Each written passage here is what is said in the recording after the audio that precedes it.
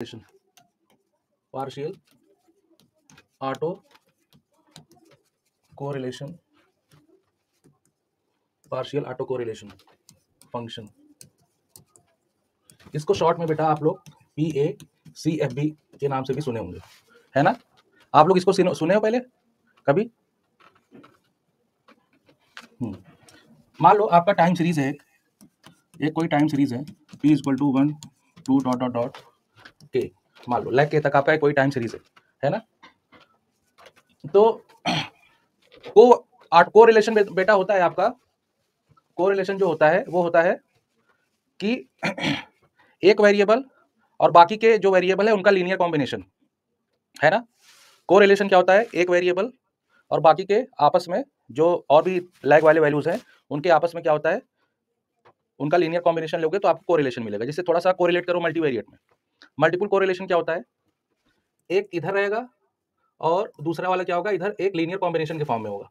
जैसे अगर मैं इसको इस तरीके से लिख दूं AIXI के फॉर्म में, तो ये दोनों है, ये दोनों क्या है, यूनिवेरिएट ही है ना?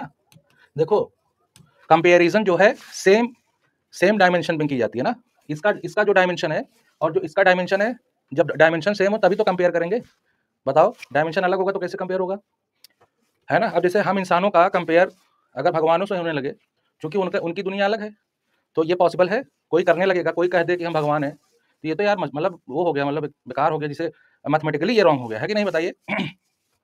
तो ये, लेकिन एक चीज में आप देखोगे, इसमें इसको छोड़ के बाकी जितने बचेंगे, जैसे मान लो 2 से K तक और भी जो वेरिएबल है आ रहे हैं, तो ये अकेले इन सभी के मिक्सचर से जो रिलेशन बनता है उसको हम लोग क्या बोलते हैं? मल्टीपल कोरिलेशन बोलते हैं ना, है कि नहीं? और अगर एक पर्टिकुलर इसमें से, जैसे एक वेरिएबल आपने ये ले लिया और दूसरा कोई और ले लो, है ना? फिर इनके बीच में जब कोरिलेशन निकालते हैं तो ये हमारा सिंपल कोरिलेशन होता है, जो हम अभी तक पढ़ते आए हैं, कन्वेंशनल कोरिलेशन कोफिशिएंट, है ना? लेकिन बेटा अगर आप क्या करो, अगर इन्हीं दोनों के बीच में आपको कोरिलेशन निकालना है, लेकिन जो अदर वेरिएबल्स हैं जैसे जो अदर वेरिएबल्स हैं जैसे 3 4 ... x के, अगर इनके इफेक्ट को, अगर आप क्या कर देते हैं, अगर इनके इफेक्ट को गायब कर देते हैं इन दोनों वेरिएबल का कोरिलेशन निकालते वक्त, इन दोनों वेरिएबल के बीच में कोरिलेशन कोफिशिएंट निकालते वक्त अगर इनके इफेक्ट को क्या करते हैं आप, मॉडल से गायब कर देते हैं, ताकि इनकी वजह से इनके कोरिलेशन में कोई फर्क ना पड़े, है ना? तो इस तरह के कोरिलेशन को क्या बोलते हैं हम लोग, बताओ? थोड़ा आप लोग बोला करो यार। पार्शियल कोरिलेशन कोफिशिएंट बोलते हैं ना, बताइए, बोलो यार। खाना वाना नहीं खाएं क्या? तो इनके आपस में जो कोरिलेशन बनेगा उसको हम इस केस में क्या बोलेंगे? पार्शियल ऑटो कोरिलेशन कोफिशिएंट बोलेंगे, है कि नहीं? तो ये तो मतलब एक वो हो गया। लेकिन अब ऐसे ही सिमिलरली अगर एक आप वेरिएबल ले लो YT, है ना, और दूसरा ले लो लैग K पे, इसी की वैल्यू क्या ले लो, वेरिएबल YT - K, इनके बीच में अगर हमें कोरिलेशन निकालना है और इनके बीच में जो लैग वैल्यूज आ रही हैं उनको कंट्रोल करते हुए अगर आप कोरिलेशन निकालोगे बेटा, उसको क्या बोलेंगे? Partial auto correlation function. इसमें क्या कंट्रोल करना है हमको? इनके इफेक्ट को खत्म करना है, बताइए? YT - 1 YT - 2 ... YT - K + 1। बताओ पहले ये क्लियर हुआ कि नहीं? सभी लोग, हम सब दो जितने लोग जुड़े हुए हो, मतलब आप लोगों को समझ में आ गया, ठीक? कि क्या होता है ना? अब देखो ये निकलता कैसे है, चलो बारी बारी से चलेंगे, है ना? मान लो आपको एक मॉडल दिया है 5 YT - 1 एप्सिलॉन T। ये कौन सा मॉडल है बेटा जी? AR1, है ना? मॉडल को धीरे धीरे बढ़ाते जाएंगे, ठीक है ना? तो इसमें आप ऑटो कोवेरिएंस निकालो, वेरिएंस निकालो, फिर ऑटो कोवेरिएंस निकालो। तो वेरिएंस निकालेंगे तो इसकी वैल्यू क्या आ जाएगी? छोड़ो, गामा नॉट ये निकालते ही नहीं, हम केवल ये निकालेंगे, ρ1 निकालेंगे, क्योंकि गामा नॉट निकालने से हमें कुछ मिलेगा तो है नहीं, है ना? गामा नॉट निकालने से हमें कुछ मिलेगा? कुछ नहीं मिलेगा। तो Γ1 = क्या हो जाएगा बेटा? बताओ, वो जो बोल रहा था, जिसने बताया था, बताओ क्या लिखें? यहाँ पे क्या लिखें? 5 1 लिखें ये हमारा फाई वन वो है, इसको रिग्रेशन कोफिशिएंट बोलो लैग मॉडल का। यहाँ क्या लिखे बोलो, शॉर्ट कर दिया इसलिए नहीं समझ में आ रहा है।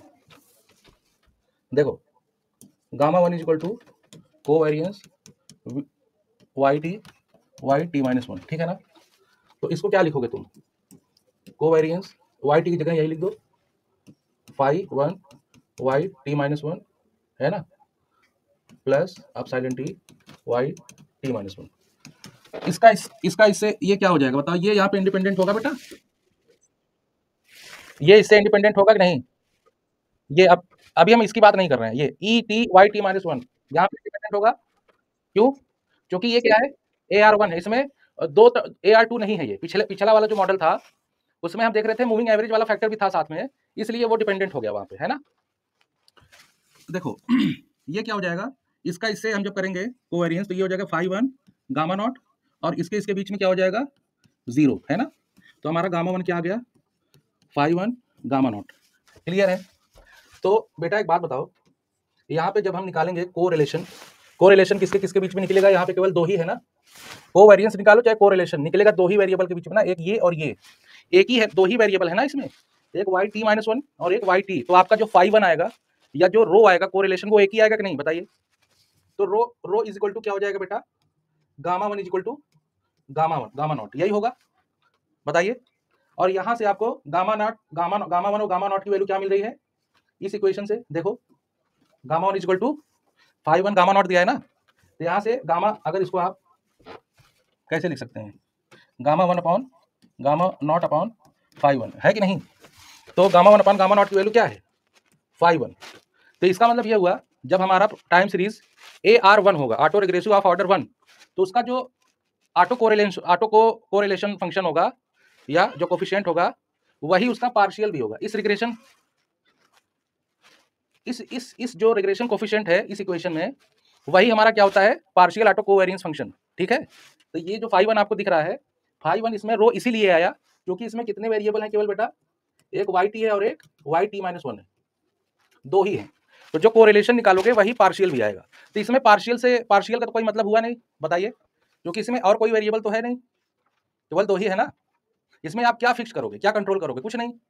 तो आपका इसीलिए इसमें जो आता है ना कोरिलेशन वो पार्शियल ऑटो कोरिलेशन के फॉर्म में ही आ जाता है। लेकिन यहाँ पे पार्शियल ऑटो कोरिलेशन का कोई मतलब नहीं है। क्यों मतलब नहीं है, क्योंकि इसमें वेरिएबल एक्स्ट्रा है ही नहीं। समझ पाए ये अंदर का कंसेप्ट बताइए, ठीक है। अब देखो अगर मैं मॉडल को ऐसे लिखूं A R two Y T is equal to phi one Y T minus one phi two Y T minus two Y epsilon T. बेटा बताओ ये क्लियर है, ये ए आर टू प्रोसेस है ना, ठीक है। अब इसमें गामा वन निकालो, चल बेटा बताओ, कोई बताओ यार, वो बेचारा थक गया हो, कोई दूसरा बताए, अनिकेत, सुहास,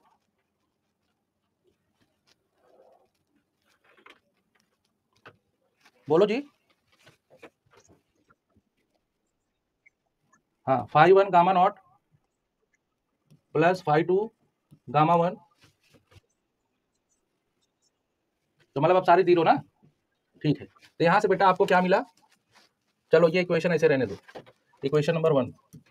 अब यहां से बेटा गामा टू की बताओ, तो अब दूसरा कोई बताएगा, रुको मैं देख लेता हूं कौन कौन है इसमें। अंकित, अंकित लेफ्ट कर दिया बताने के चक्कर में। विपिन तुम बताओ, चलो फाई वन क्या लिखो यहाँ पे, अरे सवाल क्या करना पड़ेगा यार, चलो वाई टी वाई, अंकित लेफ्ट कर दिया बताने के चक्कर में, देख रहे हो इतना जो है। अबे नहीं बता पाओगे, ज्यादा ज्यादा यही तो होगा, सब सीख ही तो रहे हैं, कोई सीख के आया है क्या है, बताओ, सब सीख ही ना रहे हैं। Plus phi two Y T minus two epsilon T Y T minus two. बेटा एक बात बताओ, अब चलो इसका इससे कोवेरियंस निकालो, तो ये क्या आ जाएगा फाई वन गामा वन, बताइए सही है। देखो यहाँ पे इसके डिफरेंस निकालोगे लैग का, तो वन का ही तो आएगा, डिफरेंस निकालो टी माइनस वन और माइनस टी माइनस टू का वन आएगा। फिर इसका इसके साथ करोगे तो क्या आएगा गामा टू गामा नॉट, है ना बेटा। इसका इसके साथ कोवेरिएंस निकालो कि क्या आएगा। डरना नहीं है, अगर आरबीआई रिसर्च ऑफिसर बनना है 0 होगा, डरना नहीं है, ठीक है ना। तो ठीक है 0 आएगा तो उसे लिखने की जरूरत तो है नहीं। ये आपका क्या बन गया, इक्वेशन नंबर 2। अब बताओ जब AR2 हमारा होगा तो इसमें कौन सा regression coefficient partial auto correlation function देगा, बताइए कौन सा रिग्रेशन, ये या ये। इसको कहते हैं फाई, है ना, फाई 1 फाई 2। ये हमारा जो है इसको हम क्या पढ़ते हैं, फाई 1 फाई, इसको पढ़ते हैं फाई, है ना, फाई। पी हमारा साइलेंट रहता है लेकिन पढ़ते हैं फाई, ठीक है ना। तो इसमें जो बेटा हमारा जो ये होगा ना फाई 2, अब देखो हमको कोवेरिएंस निकालना है, कोरिलेशन निकालना है टी और t-1 के रेस्पेक्ट में। अरे टी और t-2 के आपस में कोवेरिएंस निकालना है। जैसे देखो हमको यहाँ पे हमारा जो ऑब्जेक्टिव है वो क्या है, वाई टी के बीच में निकालना है और वाई टी के t-2 के बीच में, है ना। किसको कंट्रोल करना है बेटा, y t-1 को। कंट्रोल करने का मतलब उसके इफेक्ट को गायब कर दो या उसको एक कोई वैल्यू दे दो फिक्स्ड, तो अपने आप उसका इफेक्ट खत्म हो जाएगा। जो उसमें वेरिएबल का जो नेचर होगा, वेरिएबिलिटी का, वो गायब हो जाएगा। जब वेरिएबिलिटी का नेचर गायब हो जाएगा अपने आप उसका कोई फर्क नहीं पड़ेगा, आप जो भी निकालो। क्लियर है ये, अभी जो मैंने बोला ये समझ में आया, ठीक है। थोड़ा मेरे शब्दों पे भी ध्यान दिया करो, कभी कभी अच्छी बातें निकल जाती हैं। अब देखो कैसे गायब करोगे, इन दोनों इक्वेशन में बेटा, इन दोनों इक्वेशन में आप ध्यान से देखना, आपका अगर इसको हम फंक्शन बनाए ऑटो को रिलेशन में, तो गामा नॉट से अगर इसमें डिवाइड करोगे इस इक्वेशन में, तो ये क्या बन जाएगा, रो 1 फाई 1 प्लस फाई 2, और ये क्या बन जाएगा, रो 1 बनेगा। आपका पहला जो फंक्शन है ये गामा नॉट प्लस गामा 2 और ये गामा 1, यही है ना। इसमें क्या करना आपको, इस इक्वेशन में बेटा क्या करना, अपॉन 1 अपॉन सिग्मा नॉट से क्या करना, मल्टीप्लाई कर देना। तो क्या बन जाएगा ये, रो 1 फाई 1 प्लस फाई 2 रो 1 बनेगा। बताइए इस इक्वेशन को इक्वेशन नंबर ए मान लो, है ना। दूसरा इक्वेशन आपको क्या दिया था, phi 1 gamma 1 plus phi 2 gamma naught, यही था दूसरा इक्वेशन। इसमें भी मल्टीप्लाई करो 1 upon sigma naught gamma naught से, तो ये क्या बन जाएगा बेटा, रो 2 और ये रो 1 और ये फाई 2, यही था। बताइए इस इक्वेशन को इक्वेशन नंबर बी मान लो।